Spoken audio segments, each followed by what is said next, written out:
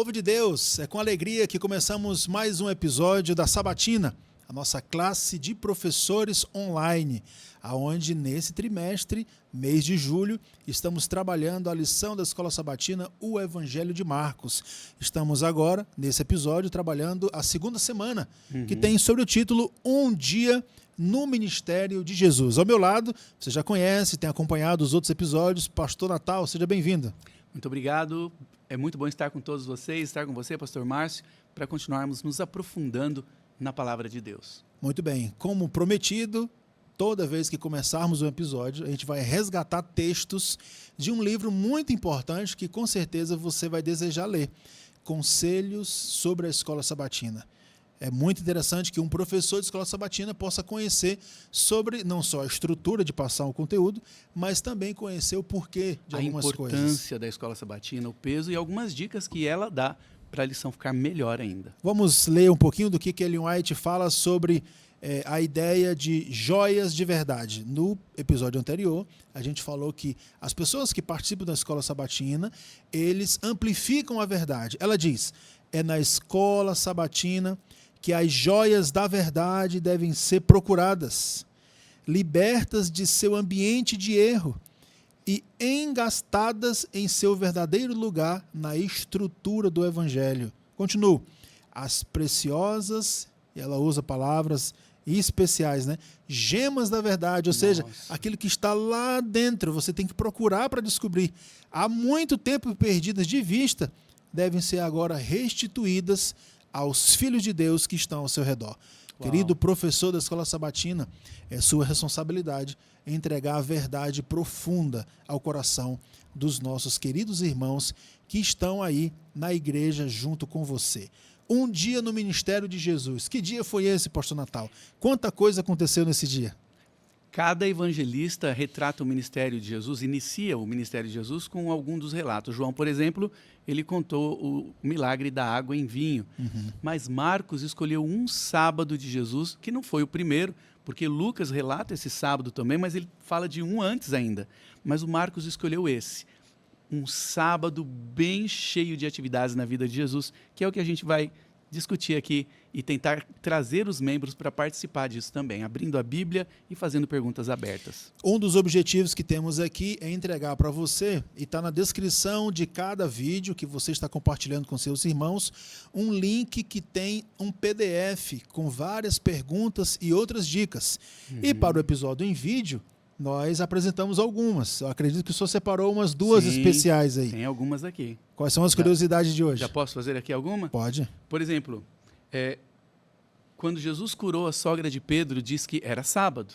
E Jesus curou a sogra de Pedro, logo curada ela se levantou e os servia. E aí eu pergunto aqui assim, você vê, é para nós conversarmos com os membros, para eles pensarem, que lições nós aprendemos com a sogra de Pedro sobre o serviço ao próximo no dia de sábado? Olha aí. Era um sábado à tarde. Eles não ficavam deitados, dormindo, vendo WhatsApp, TikTok.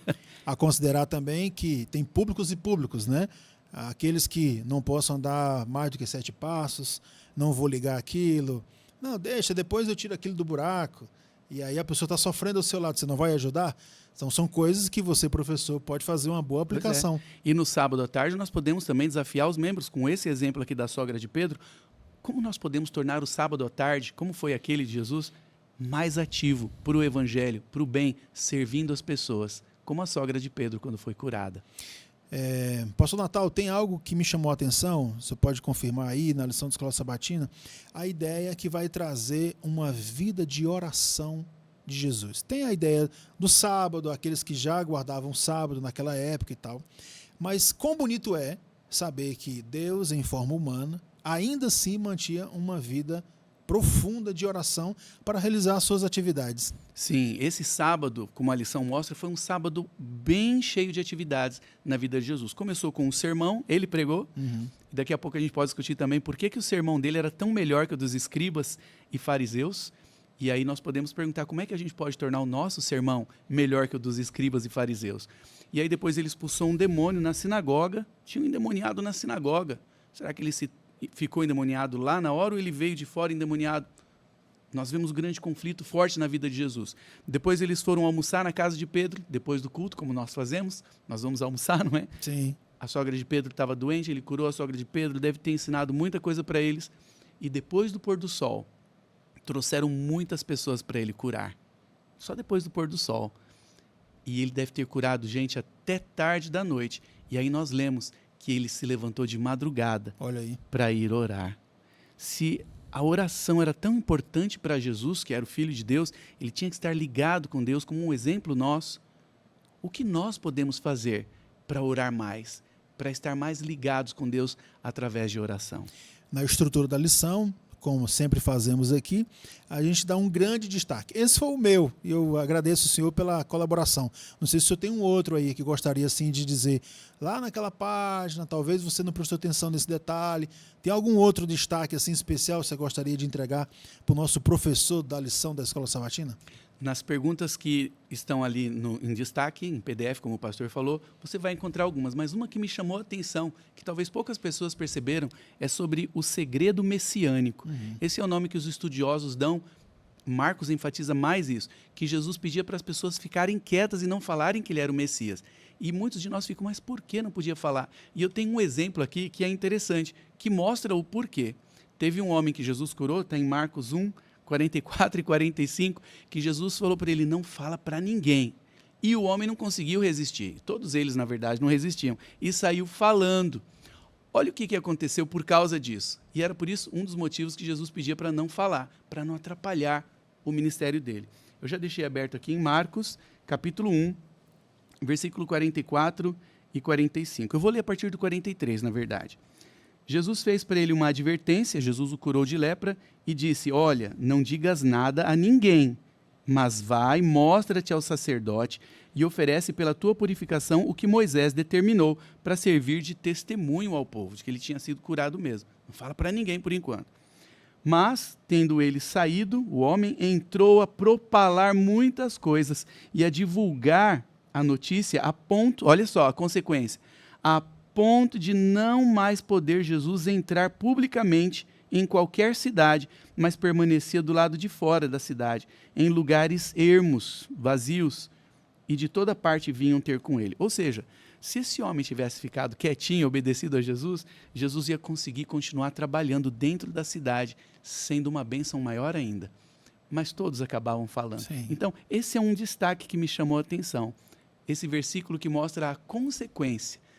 Por que Jesus não queria que falasse que ele era o Messias? Ele tinha que ficar do lado de fora da cidade. Pastor, usando agora um pouquinho assim a imaginação, né? A gente olha assim, um dia no ministério de Jesus. Eu confesso que se eu pudesse assim escolher um dia, a disputa seria muito grande, né? Porque são muitos acontecimentos.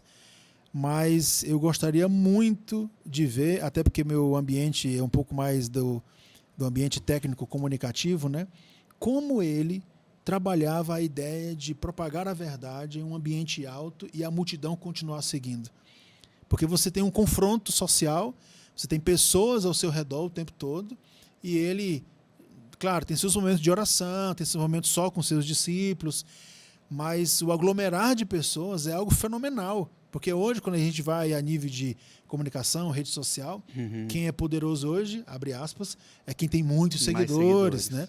Então, numa época daquela tecnologia apenas da oralidade. Então, eu gostaria de, por exemplo, ver o Sermão do Monte, que é o mais famoso, e ver pessoas ali se emocionando, entendendo aquela mensagem. Se eu pudesse escolher um dia no ministério de Jesus, qual dia eu gostaria de estar lá, vendo, pessoalmente vivendo? Eu também gostaria de ver o Sermão do Monte. Olha, eu gostaria muito de ver o Sermão do Monte para sentir, para perceber a voz dele, o tom de voz dele ao falar coisas pesadas, coisas leves. Eu gostaria muito de participar desse dia do ministério de Jesus, o Sermão do Monte. Então nós nem combinamos. Não combinamos, é verdade. Aí. O que a gente está fazendo aqui, professor, não é combinado. É para mostrar para você que você pode despertar no coração do membro a vontade de usar a imaginação, já que nós estamos numa classe de professores, te entregando técnicas para você colocar no coração dessa pessoa que está sentada à sua frente agora o desejo de conhecer Jesus, imaginar como seria ficar do lado dele. Ser uma pessoa que tem fome, imagina Jesus multiplicando o pão e te entregando. Se é alguém que está te vendo agora, tem uma certa dificuldade, uma deficiência, se Jesus tivesse te curado. Então são coisas assim, aplicações do dia a dia, que me chamam muito a atenção a partir dos evangelhos. E isso que o pastor falou de usar a imaginação é o que faz a gente aprender de verdade. É fazer a gente pensar o que eu faria se eu estivesse lá. Por que esse personagem real agiu dessa forma? Como eu teria agido? E se fosse diferente? Uma das coisas, por exemplo, nesse sábado cheio de atividades de Jesus, que está nessa semana, é quando Jesus pregou. Você já pensou como seria ouvir um sermão de Jesus? Eles estavam acostumados a ouvir os sermões dos escribas, dos fariseus, que só recitavam outros rabinos. Olha, eles liam o texto bíblico e falavam, olha, isso aqui de acordo com Gamaliel, olha, isso aqui de acordo com Hilel, de acordo com Shammai. A Bíblia não tinha autoridade por si mesma. E Jesus ia direto na Bíblia e não citava esses homens. Já pensou ele falando com paixão, com emoção? Como seria ver um sermão de Jesus? Eu daria continuidade aqui à imaginação para pensar quando ele lê o texto Eu sou. Eu sou. Uau, como assim eu sou? A imaginação, o cara ali esperando que ele fizesse algo desse tipo. Segundo fulano, não, eu sou. Se estremeceu. Muito forte. E aí a gente imagina, por que um demônio se manifestou durante esse sermão?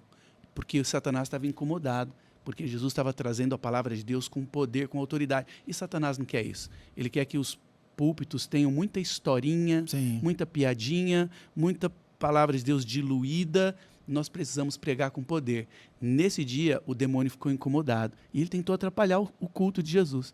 Mas Jesus, com a sua autoridade, mandou o demônio embora.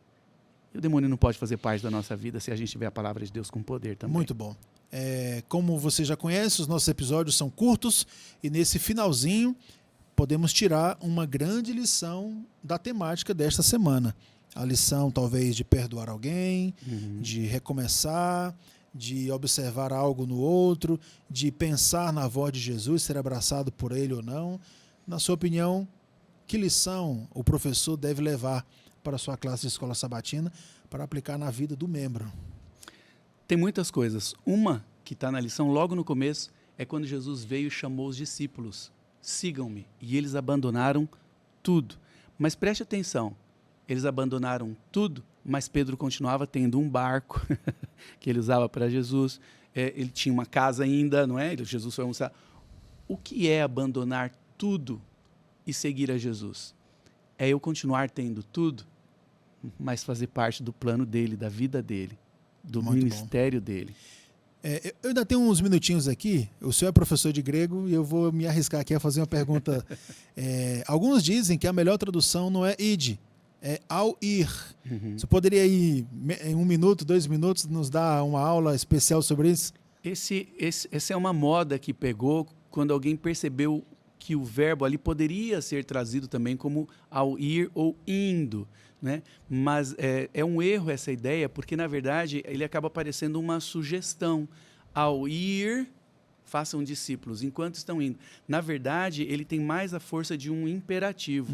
Vão e façam discípulos. Essa é a ideia, entendeu? Quando você fala para a criança assim, vai estudar, na verdade, você não está falando para ele, ao ir, vá estudar, não é? Ou quando você fala assim, vá para a sua cama já dormir, a ideia não é, olha, enquanto você está indo, vá para a sua cama. Então, os grandes estudiosos hoje de grego dizem que não, que a forma, o formato do verbo ali, a maneira como ele está construído, é uma ordem. Vão e façam discípulos. Essa é a ideia. Muito bom. Espero que você tenha aprendido um pouco mais. E como é vídeo, você pode voltar, parar, pausar, enviar esse link para outras pessoas.